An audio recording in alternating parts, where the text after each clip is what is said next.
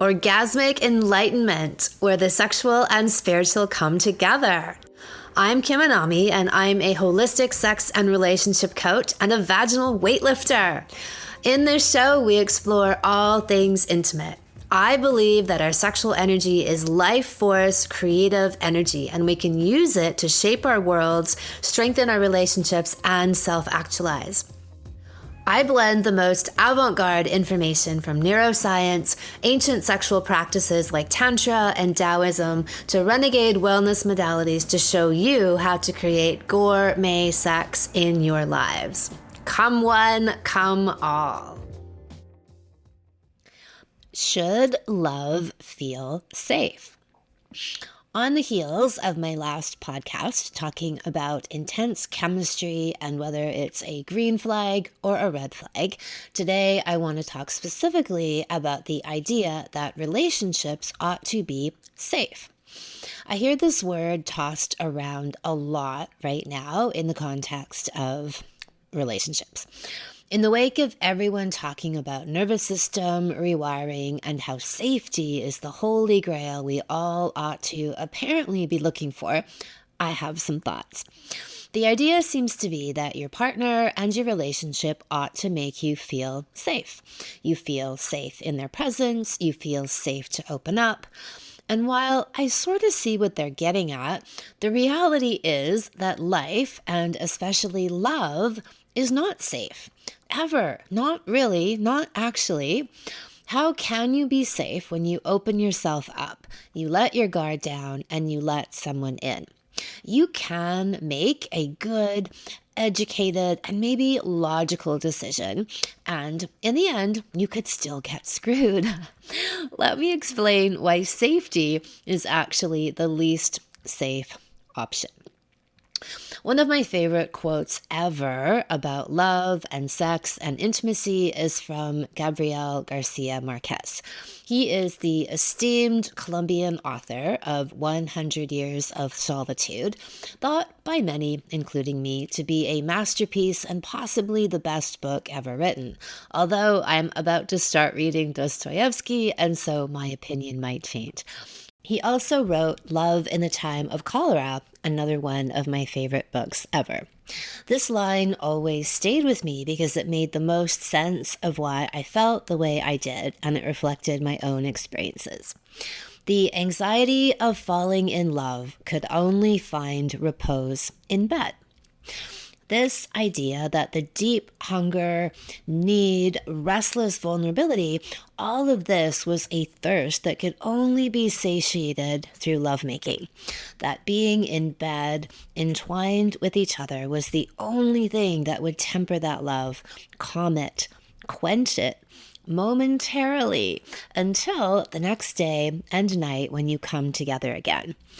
And I think I'm going to theorize that the people who have never had that experience of sex, where it delivers you, it saves you, it takes you to another realm, it rebirths you into the highest and best version of yourself.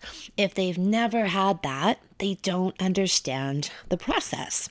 That one offsets and enhances the other. Your deep, open, wild heart is soothed and calmed when you get the shit loved and fucked out of you. And that is where sex becomes medicine, daily medicine. You find each other there and you soothe each other. I much prefer the word soothed instead of safe. Safety is an illusion. Okay, look, let's break this down a bit more. Do you need to trust your partner? Do you need to know that they have your back? Do they need to adore and cherish you? Yes, yes, yes. But safety has another dark side. It's the idea of being stuck in your comfort zone, of not venturing out of it, of playing things too safe. What was the big buzz phrase of 2020? Stay safe out there. No, thank you. I'm not afraid of invisible government manufactured boogeymen. I'm more afraid of my own potential stagnation. That is truly scary. Anyone I have ever really wanted had an element of risk. Why? because I wanted them so much. The depth of my wanting already made me vulnerable. The ideal is that you find someone who wants you as much. It isn't about someone having the upper hand.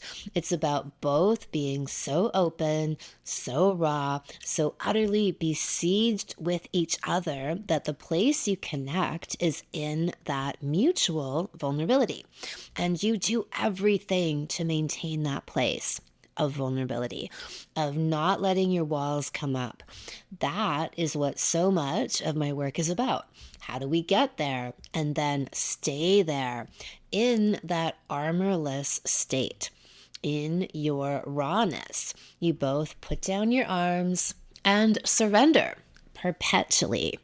The most powerful place to do that, to show it, to embody it, is in bed. You are literally naked, physically and then emotionally.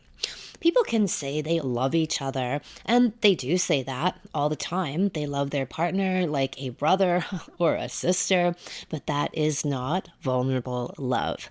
When you take your vulnerable heart and you mix it with your vulnerable cock or pussy, when all those pieces are unguarded and open, that is as naked as you can be. And that is what I call gourmet sex.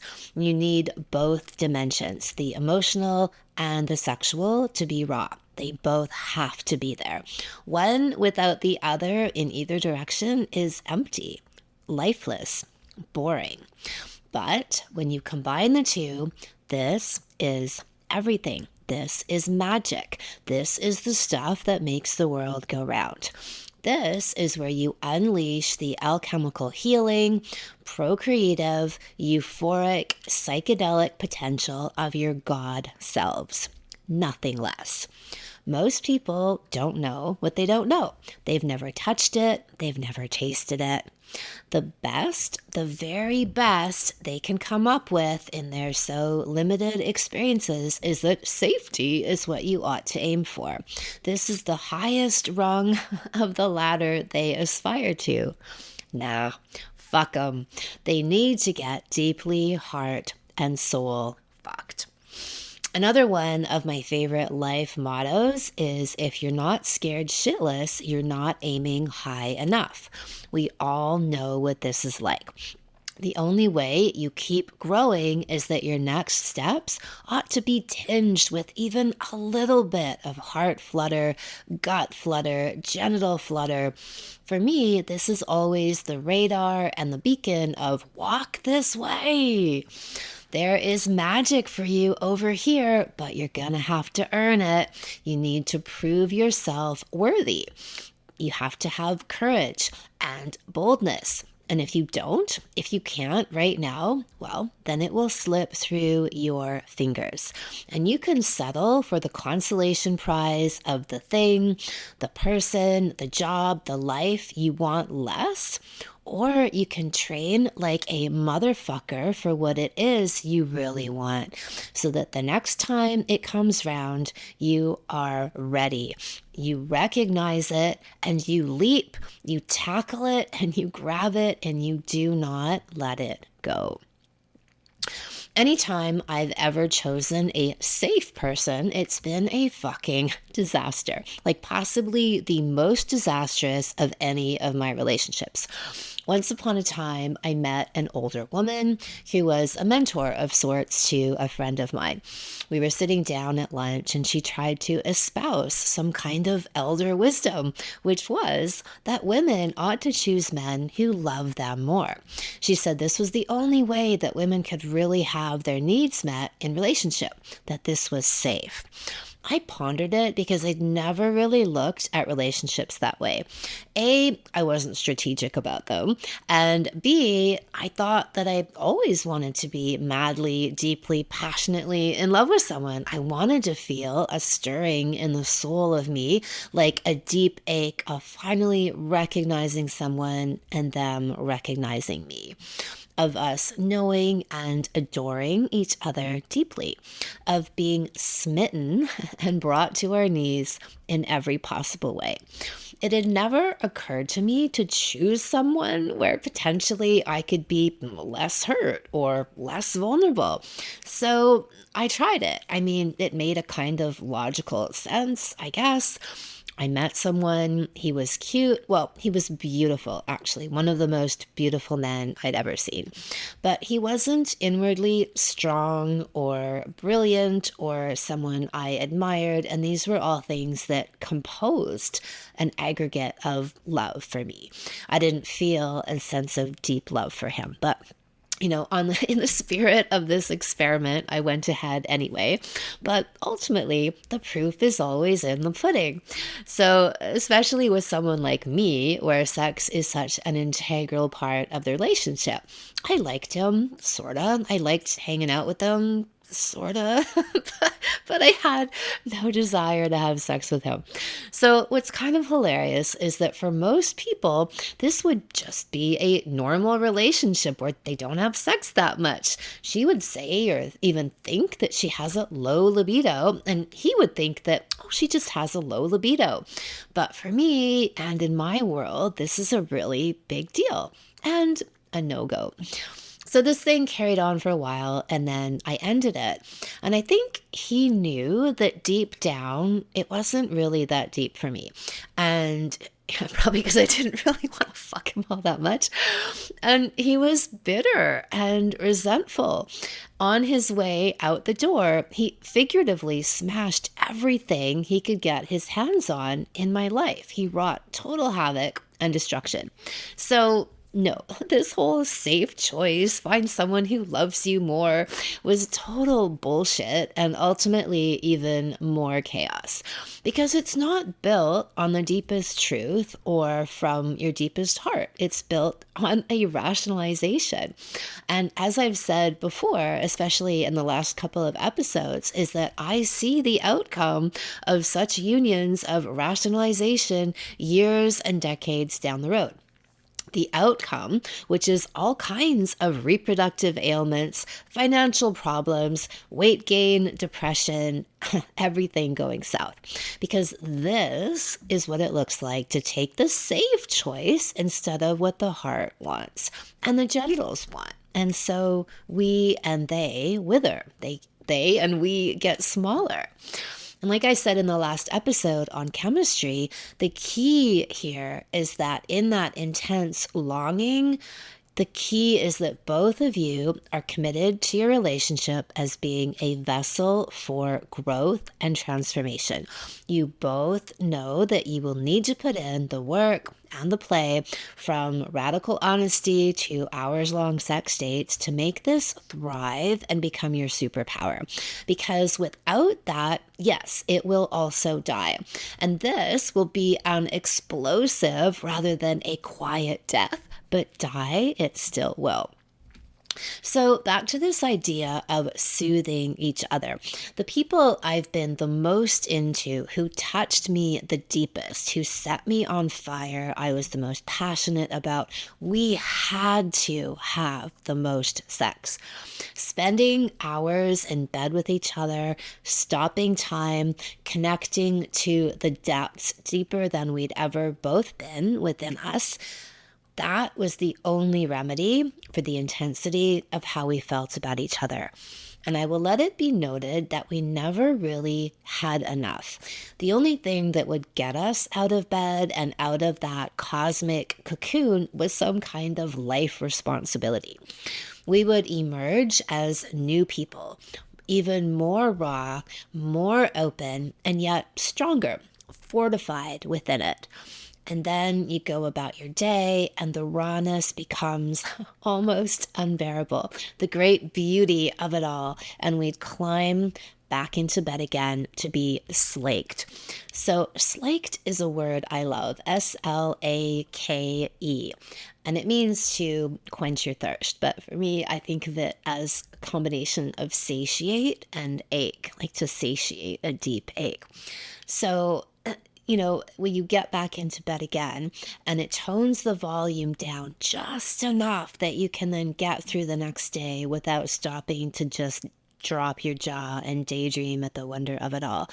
It lets you walk around with that raw, unguarded heart. And then you come back again to each other that night, falling into one another, bodies and hearts gliding into infinity. And again, you get filled just enough to be able to go out into the world again, knowing that you will come back to each other. And that's actually I'm trying to think, will I give it away if I say this, but the whole theme, in a way, of love in the time of cholera. You carry on ad infinitum. So look, it's not safety you're looking for. It is decidedly the opposite of that. What you need is someone courageous and bold and brave enough to risk it all. You come together with that intention. The great poet Hafiz has some lines I like. He says, "Now gather all of your courage, throw yourself into his bed. He will probably kill you. Fantastic." That is the whole idea. The only parts of us that die are the little ones, the false ones, the ego ones. And every time we experience the little and big death of deep orgasms, we burn off more dross. We refine ourselves so much that all that remains is pure heart and pure soul. Your love and intimacy and surrender create a great cosmic cocoon that you continually rebirth yourselves out of. This energy wraps itself around you like a cloak of protection. Nothing can fuck with you. You become unfuckwithable because you are so deeply, wildly, and profoundly well fucked. So you don't need safety. You need a fellow spiritual warrior. You need someone who will bravely walk through every fire with you, including and especially the ones you ignite in your hearts and your bed. Thank you so much for listening. Subscribe to the podcast, leave a review, and send somebody else the gift of a multi-orgasmic and transformational love life by sharing this episode with them. If you'd like to go deeper into all things orgasms, sign up for my free Orgasmopedia series, where you'll learn about 9 different types of orgasms everyone can have. Go to kimanami.com and you'll see the sign up there. Come one, come all.